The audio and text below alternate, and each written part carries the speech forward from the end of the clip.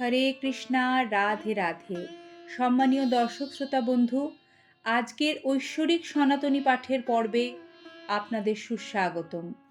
আমরা আজকের এই ব্লগে বৈশাখ মাসে চলতি বছরে যে একাদশী তিথিটি আসছে, যার নাম বরুথিনী বা ভারুথিনী, সেই সম্পর্কে সর্বোত্তম জ্ঞান এবং তথ্য আপনাদের পরিবেশন করতে সচেষ্ট থাকব। আসুন তাহলে শুরু করি। তার আগে সকলে করজোরে একবার বলি, ওম নমো ভগবতে বাসুদেবায় নমঃ। হিন্দু সনাতন ধর্মমতে একাদশী ব্রত পালন করা আমাদের সকলের একান্ত কর্তব্য। একাদশী হিন্দু পঞ্জিকা অনুসারে মাসের শুক্ল ও কৃষ্ণ পক্ষের একাদশতম চন্দ্র তিথিকে কেন্দ্র করে পালিত হয়ে থাকে। এই বরুথিনী বা ভারুথিনী একাদশীটি বৈশাখ মাসের কৃষ্ণপক্ষিয়া একাদশী, আর এই দিন সকল ভক্তগণ ভগবানের উদ্দেশ্যে একাদশী ব্রত উপবাস পালন করে থাকেন। প্রতিটি একাদশীর সময় নির্বাচন করা হয় চাঁদের অবস্থান অনুযায়ী। শাস্ত্র মতে প্রতি 15 দিন পর পর পৃথিবীতে একটি করে একাদশী তিথি আসে, মানে এক মাসে দুটো একাদশী তিথি। একাদশী মূলত একটি পুণ্যতিথি হিসেবে বিবেচিত হয়। পৃথিবীতে প্রতি বছর 24টি একাদশী তিথি আসে, কিন্তু অধিবর্ষের কারণে কখনো কখনো দুটো একাদশী তিথি বেশি পালিত হয়। একাদশী ব্রত পালন করলে অশান্ত মন শান্ত হয়, দেহে রোগ প্রতিরোধ ক্ষমতা বৃদ্ধি পায়, মনের সকল ভ্রান্ত ধারণা দূর হয়, একাগ্রতা বৃদ্ধি পায়। বৈশাখ মাসের কৃষ্ণপক্ষিয়া এই বরুথিনী বা ভারুথিনী একাদশী একটি উল্লেখযোগ্য হিন্দু উৎসব এবং সাধারণত একটি উপবাসের দিন। ভারুই একটি হিন্দি শব্দ যার অর্থ সুরক্ষা। এইভাবে ভগবান বিষ্ণু তার ভক্তদের রক্ষা করেন এবং যে সমস্ত অনুগামীরা এই দিনে পূজা করেন এবং উপবাস করেন তারা শ্রী হরি বিষ্ণু দ্বারা সুরক্ষিত হবেন এবং মোক্ষ লাভ করবেন। আজও মানুষ এই ঐতিহ্য অনুসরণ করেন এবং বৈশাখ মাসে একাদশী পালনের ফল লালন করেন। এটা বিশ্বাস করা হয় যে এই উপবাস পালন করলে একজন ব্যক্তির মন, শরীর এবং আত্মা শুদ্ধ হয়। এই বরুথিনী বা ভারুথিনী একাদশী ভগবান শ্রী হরি বিষ্ণুর জন্য উৎসর্গীকৃত।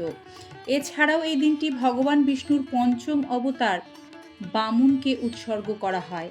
সারা বছরের অন্যান্য 24টি একাদশীর মধ্যে উপবাস রাখা সবচেয়ে শুভ একাদশী। কেউ কেউ বিশ্বাস করেন যে রাজা মান্ধাতা এবং রাজা ধুন্ধুমার এই দিনে বিষ্ণু পূজা করে মোক্ষ লাভ করেছিলেন।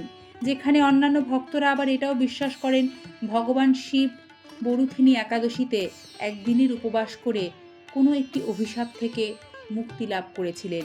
তাই এই দিনে ভগবান বিষ্ণুর আরাধনার তাৎপর্য অপরিসীম। বরুথিনী বা ভারুথিনী একাদশী ব্রতের উপকারিতা।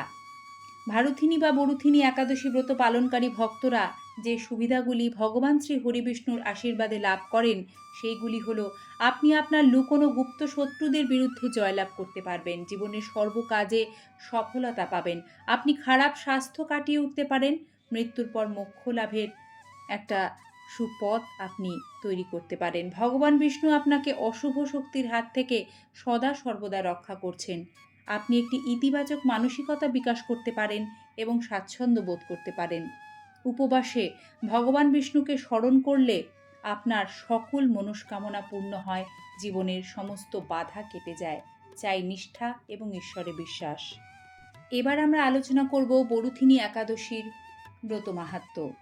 প্রাচীন পুরাণগুলি ভগবান শ্রীকৃষ্ণ ও রাজা যুধিষ্ঠিরের মধ্যে কথোপকথন প্রকাশ করে একাদশী সংক্রান্ত বিষয়ে, যেখানে ভগবান বরুথিনী একাদশী ব্রত পালন সম্পর্কে ব্যাখ্যা করেছেন। ভগবান কৃষ্ণ রাজা মান্ধাতা সম্পর্কে গল্প বর্ণনা করেছেন, যিনি ছিলেন দয়ালু, সৎ এবং আধ্যাত্মিক মনের অধিকারী। একদা রাজা ভগবানের নামে তপস্যা করতে জঙ্গলে গেলেন। পরে একটি বন্য ভালুক তাকে আক্রমণ করে, যাতে সে ব্যাহত হয়। ভাল্লুকের আক্রমণে রাজা ক্ষতবিক্ষত হয়ে মারাত্মকভাবে আহত হয়। রাজা ধ্যান করতে থাকলেন এবং তাকে রক্ষা করার জন্য ভগবান বিষ্ণুকে স্মরণ করলেন। রাজার ভক্তিতে মুগ্ধ হয়ে ভগবান শ্রী হরিবিষ্ণু প্রকট হলেন। রাজা চোখ খুলেই ভগবান বিষ্ণুকে তার সামনে দেখতে পেলেন এবং সমস্ত বিষয়টা করজোরে জানালেন। তারপর ভগবান বিষ্ণু সুদর্শন চক্রের দ্বারা সেই ভাল্লুককে হত্যা করেন। রাজা প্রভুর কাছে প্রণাম জানালেন ভক্তি ভরে এবং তার জীবন বাঁচানোর জন্য ভগবানকে ধন্যবাদ জানালেন। ভগবান বিষ্ণু তখন তাকে বরুথিনী বা ভারুথিনী একাদশী ব্রত পালন করার পরামর্শ দেন, যাতে তিনি তার আঘাত থেকে সম্পূর্ণ রকম সুস্থ হয়ে উঠতে পারেন আগের মতো। সেই রাজা মথুরায় গিয়ে এই ব্রত পালন করেন। ভক্তরা ভগবান বিষ্ণুর কাছ থেকে সুরক্ষা পেতে এই বরুথিনী বা ভারুথিনী একাদশী অত্যন্ত নিষ্ঠার সাথে পালন করে থাকেন। বরুথিনী একাদশীর উপবাসের গুরুত্ব। এই একাদশী ভগবান বিষ্ণুর উপাসনা করার সাথে উপযুক্ত, তাই এই পুজো বা উপবাস করলে পালনকারীদের মধ্যে একটা মানসিক শান্তি, ইতিবাচকতা তৈরি হয়। এছাড়াও তারা ভগবান বিষ্ণুকে স্মরণ করে তাদের পাপ ক্ষয় করতে পারে। যারা শারীরিকভাবে অক্ষম তারাও আজীবন ব্যথা থেকে কিছুটা মুক্তি পেতে এই উপবাস আচার পালন করলে সুফল পাবেন। এবার আমরা আপনাদের জানিয়ে দেব এই একাদশী ব্রতে সর্বোচ্চ ফল লাভ করতে গেলে ঠিক কী উপায়ে আপনারা ভগবান শ্রী হরি বিষ্ণুর আরাধনায় ব্রতী হবেন। আসুন জেনে নিই। এই দিনে ভগবান বিষ্ণুর উদ্দেশ্যে হলুদ রঙের ফুল নিবেদন করা উচিত। বিশেষত এই একাদশী বা বরুথিনী একাদশীতে ভগবান বিষ্ণুকে কলার সাথে সাথে কালো আঙ্গুর নিবেদন করতে চেষ্টা করবেন এবং সেটিকে পরে প্রসাদ হিসেবে গ্রহণ করবেন। এতে আপনার শারীরিক কঠিন যে অসুস্থতা বা দীর্ঘদিনের রোগ ভোগ সেটা কিন্তু কেটে যায়। আপনার ভাগ্যের চাকা কি একই জায়গায় দাঁড়িয়ে রয়েছে? হাজার চেষ্টা করছেন তবুও সফলতার মুখ দেখতে পাচ্ছেন না? বারবার হারের সম্মুখীন হতে হচ্ছে? আশাহত হবেন না। এই ছোট্ট উপায়টি আপনারা মহাপবিত্র এই বরুথিনী একাদশীর দিন যদি পারেন একবার চেষ্টা করে দেখতেই পারেন। এই দিন অশ্বত্থ গাছে জল নিবেদন করুন। শুদ্ধ গাওয়া ঘিয়ের একটি প্রদীপ সন্ধ্যাবেলায় ভগবান শ্রী হরি বিষ্ণুর সামনে প্রজ্বলন করুন। অশ্বত্থ গাছের গোড়াতেও একটি প্রদীপ জ্বালাতে পারেন। এছাড়াও অশ্বত্থ পাতায় হলুদ দিয়ে একটি স্বস্তিক তৈরি করুন এবং ওম নমো ভগবতে বাসুদেবায় নমঃ 11 বার জপ করে শ্রী বিষ্ণুকে অর্পণ করুন। এই দিন উপবাস অত্যন্ত শুভ বলে মনে করা হয়। তামসিক আহার বর্জন তো করতেই হবে, একাদশীর পূর্ব দিন আপনাকে কিন্তু সংযম করতে হবে।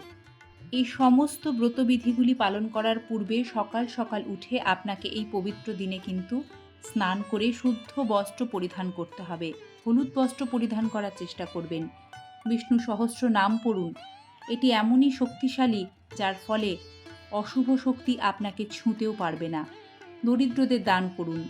দান করলে তার ভালো কর্ম এবং আশীর্বাদ আপনার ওপর বর্ষিত হবে। আপনি স্থানীয় দাতব্য সংস্থা বা অভাবী ব্যক্তিকে খাবার, কাপড়, ওষুধ এবং সাধ্যমতো অর্থ দান করতে পারেন। এই দিনটি ধ্যান অনুশীলন করুন। এই দিনে শান্ত প্রতিফলন বা ধ্যানে কিছুটা সময় ব্যয় করুন। কারোর সাথে কটু ব্যবহার করবেন না। এটি আপনাকে আপনার অভ্যন্তরের যে ইতিবাচক শক্তি তার সাথে সংযোগ করতে সহায়তা করবে। একাদশী ব্রত পালন করলে কি কি খাবার খেতে নেই? একাদশী ব্রত পালন করলে রবিশস্য জাতীয় কোনো খাবারই খাওয়া যায় না, যেমন ধান থেকে তৈরি কোনো খাবার, গম থেকে তৈরি কোনো খাবার এবং ডাল থেকে তৈরি যে কোনো খাবার। কি কি খাবার খাওয়া যায়? ফলাহার করা যায়, দুধের তৈরি কোনো খাবার খাওয়া যেতে পারে, কোনো সবজি বানিয়ে খাওয়া যেতে পারে, তবে সেখানে কিন্তু হলুদ দেওয়া যায় না। হলুদের ব্যবহার করে কোনো খাদ্যদ্রব্য একাদশীতে গ্রহণ করা যায় না। বাদাম খাওয়া যেতে পারে। তবে একাদশীতে আরেকটি বিষয় মাথায় রাখতে হবে, কোনো রকম নেশা জাতীয় দ্রব্য কিন্তু দাঁতে কাটাই যাবে না, তাহলে একাদশী ব্রত অসফল হয়ে যায়।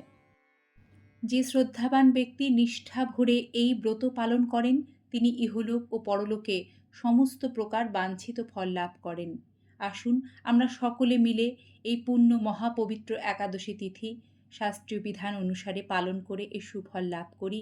ভগবান শ্রী হরি বিষ্ণুর আশীর্বাদে আমাদের সকলের জীবন সাফল্যমণ্ডিত হয়ে উঠুক। সনাতনী বার্তা আজ এ পর্যন্তই। আগামীতে ডোরবেল আবারও কড়া নাড়বে এমনই কোনো সনাতনী বার্তা নিয়ে।